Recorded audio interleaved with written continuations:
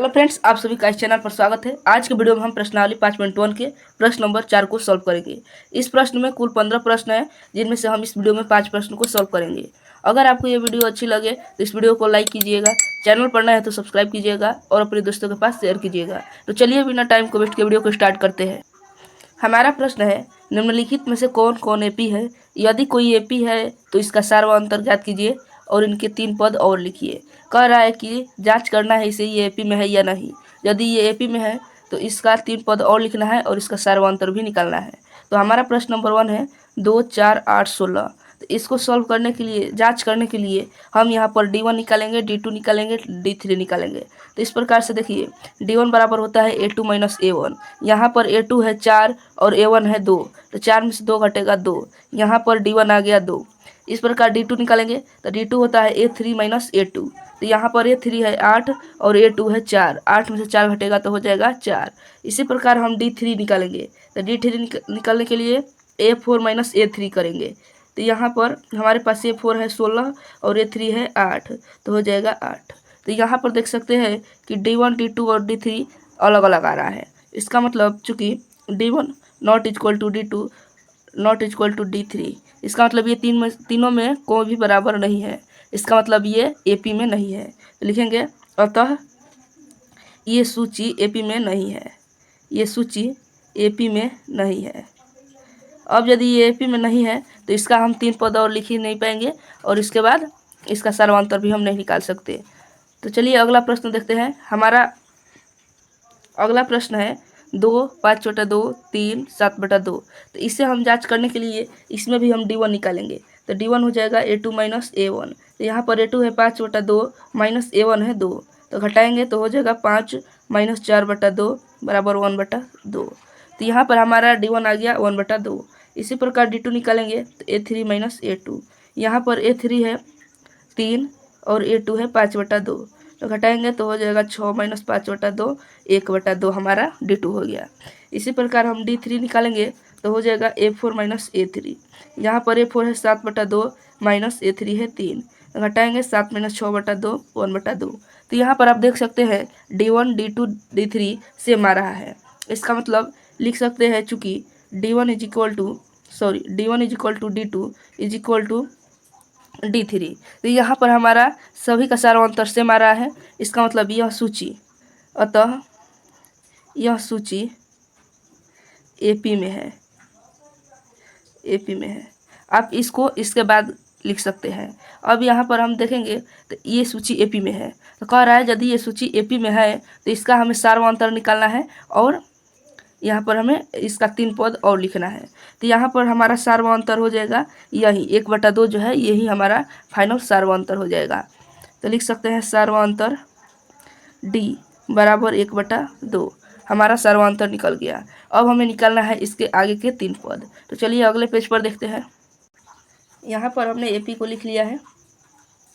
यहाँ पर D है हमारा 1/2। तो अब हमें यहाँ पर 4 पद तो दिया है, इसके बाद 3 पद और लिखना है। तो हमें A5 निकालना है, 5वां पद। तो 5वां पद निकालने के लिए हम फॉर्मूला का यूज करेंगे A प्लस। 5वां पद निकालने के लिए हम उससे एक कम वाला D से गुणा कर देंगे। तो यहाँ हमें 5वां पद निकालना है, इसका मतलब 4 से और D से गुणा कर देंगे। तो यहाँ पर A है 2 प्लस 4 गुणे D है 1/2।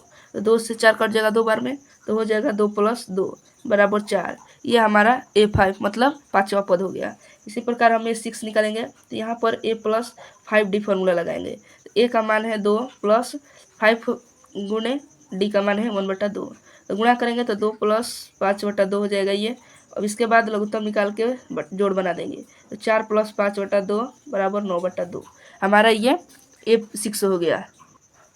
अब हम A7 निकालेंगे। A7 के लिए A प्लस 6D का फॉर्मूला लगाएंगे। यहाँ पर A है 2 प्लस 6 गुणे D है 1/2। तो 2 प्लस 2 से 6 कट जाएगा 3 बार में, तो हो जाएगा 5। अब हम लिख सकते हैं हमारा अगला 3 पद। हमारा अगला 3 पद हो जाएगा 4, 9/2 और 5। चलिए अब अगला प्रश्न देखते हैं।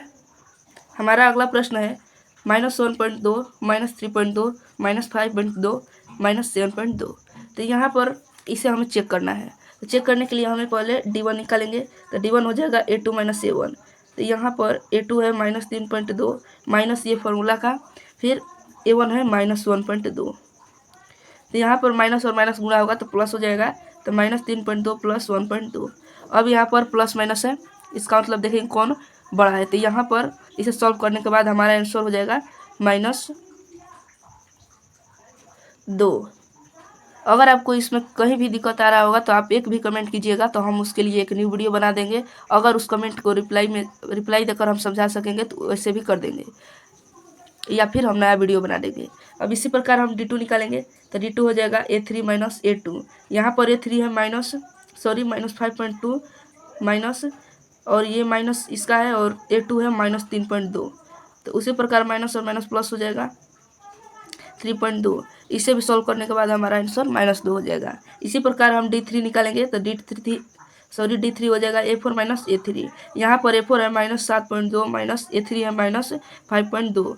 इसी प्रकार यहाँ पर -7.2, उसके बाद +5.2 सॉल्व करेंगे तो हो जाएगा -2। यहाँ पर आप देखेंगे कि D1 D2 D3 सेम आ रहा है, इसका मतलब चूँकि D1 = D2 = D3, तो अतः ये सूची AP में है, ये सूची AP में है। अब यहाँ पर हमें सार्वअंतर निकालना है, तो सार्वअंतर हो जाएगा यही सार्वअंतर हमारा हो जाएगा -2। अब हमें इसके 3 पद अगला 3 पद निकालना है, तो उसके लिए अब हम फार्मूला लगाएंगे। यहाँ पर हमें A5 निकालना है, तो A5 निकालने के लिए A + 4D का फार्मूला लगाएंगे। तो यहाँ पर A हमारा है -1.2 + 4 × D का मान है -2, तो हो जाएगा -1.2 + -8, तो हो जाएगा, जोड़ेंगे तो -9.2। उम्मीद है आपको समझ में आ रहा होगा। अगर आपको कहीं भी दिक्कत होगा तो आप कमेंट कीजिएगा, मैं उसे समझाने की पूरा कोशिश करूंगा। यहाँ पर फिर A5 निकालेंगे, तो A6 A + 5D फार्मूला लगेगा। यहाँ पर -1.2 है A + 5 × D का मान है -2, तो हो जाएगा -1.2 - 10, तो हमारा A6 हो जाएगा 11.2। इसी प्रकार A7 निकालेंगे, तो A + 6D फार्मूला यूज करके। A है -1.2 + 6 × D का मान है -2, तो हो जाएगा -1.2 - 12। सॉल्व करेंगे तो हो जाएगा 13.2। सॉरी, इन सभी में माइनस छूट गया था। अब देखिए हमारा अगला 3 पद निकल के रेडी हो गया। तो यहाँ पर हम लिख सकते हैं अगला 3 पद। अगला 3 पद हमारा हो जाएगा -9.2 -11.2 -13.2। तो चलिए अगला प्रश्न देखते हैं। हमें लगता है इस वीडियो में यही तक रहने देते हैं। इसके अगले वीडियो में हम आगे का प्रश्न सॉल्व करेंगे, क्योंकि ये इतना ही वीडियो बहुत ही लंबा हो गया है। अगर और भी बनाएंगे तो और वीडियो लंबा हो जाएगा। तो इस वीडियो के लिए इतना ही, मिलते हैं अगले वीडियो में। अगर आपको ये वीडियो अच्छी लगी हो तो इस वीडियो को लाइक कीजिए, चैनल पर नए हैं तो सब्सक्राइब कीजिए। मिलते हैं अगले वीडियो में, तब तक के लिए जय हिंद, जय भारत।